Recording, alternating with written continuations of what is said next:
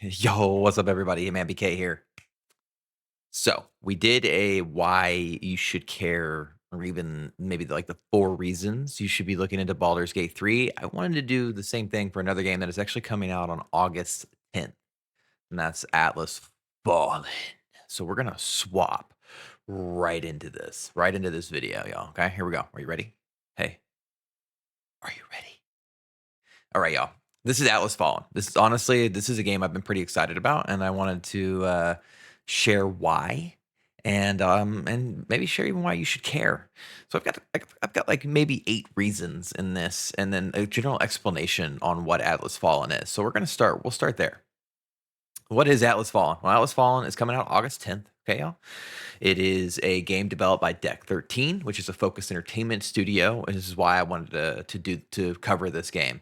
And we've got the combat trailer that's rolling right now. And Deck 13 is the developer who did like the Surge. If you haven't played that game, it is a Souls-like. It's pretty crazy. It is double A. It's not like a triple A title. This game feels like it's definitely leaning more towards that triple A sort of, you know, cherry on top. I'm trying to think of a word right now and I can't even think of it, but essentially there's a pretty clear difference between quality in a double A game and a triple A game. Some of that can come down to like the smoothness of combat, the general animations from maybe overall graphics. And Deck 13 is a really, really good double A developer that pushes into that triple A. And I feel like Atlas Fallen could be the game where they really open that up. And it seems like they're pushing away from the difficulty that was like the Surge and Surge 2 for anyone that played that. And Atlas Fallen is going to be set in a awesome world full of just sand, ruins, and monsters. But what is it, right? What's you're like, okay, what the hell is this game? Once you're gonna be a rebel, okay, trying to liberate people from the oppression of a corrupted like sand god that's enslaved them and force them to worship him in exchange for protection from the dangers of this land. And what does that mean for you? It means you get to do crap like this. So this game is going to be based like solely in sand, and sand is actually key in Atlas Fallen. It's not only a resource that you'll be able to collect and use, but you're going to use it to make weapons and skills that you can customize and upgrade. You can essentially absorb the essence of your enemies and create deadly shape-shifting weapons that can transform into all sorts of different forms. Like you could turn your sword into a whip or a shield or a spear, or even combine different weapons together to do like just amazing abilities.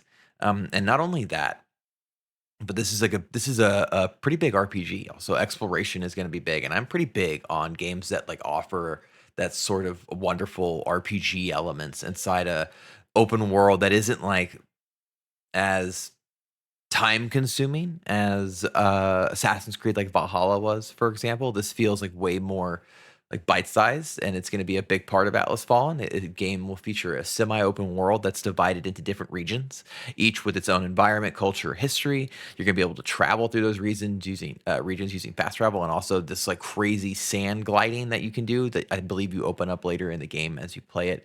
I have not played this yet. I didn't get early access or anything. I've just been watching all the coverage. And again, this is the combat video.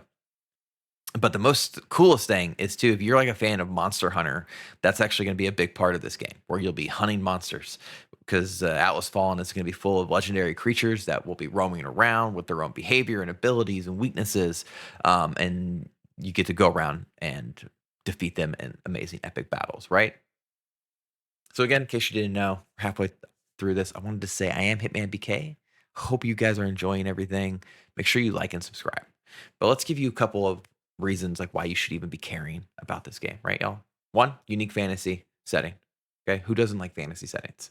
That where you can explore ancient ruins, deserts, jungles, all sorts of crap. That just looks awesome. Two, the combat system in this looks insane with its sand powered weapons and abilities, and that's why I was playing the combat trailer behind this, because like if you just look at this like sand gliding right here, and the fact that you can be in co-op too. It's a two-player co-op, so you can join with your buddies, and actually joining with your buddies, you can together form long combinations, because the way the combat system is working in this game is the longer you fight, you can actually build up a like meter essentially and unleash more devastating abilities, but at the cost of taking more damage. So there's this really interesting system in this game where it's like you can dish out more, but take more. So it's a interesting like risk reward, and I will see how much that leans into each system, because obviously if the risk is like worse than the reward, then the whole system probably falls apart, right? But we'll see. I have not played it, so I do not know.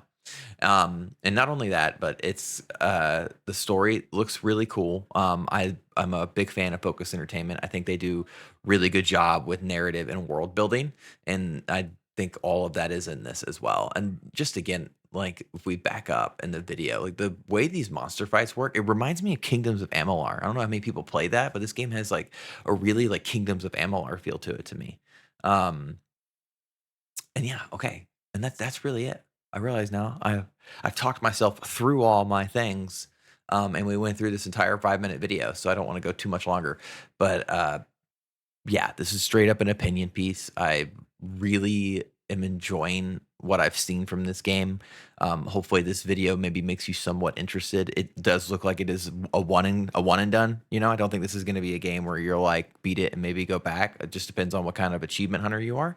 But I will be doing a playthrough. We will stream it, so and we'll have the playthrough up for anybody who maybe doesn't want to get it but just wants to watch. And I stream every Monday through Friday.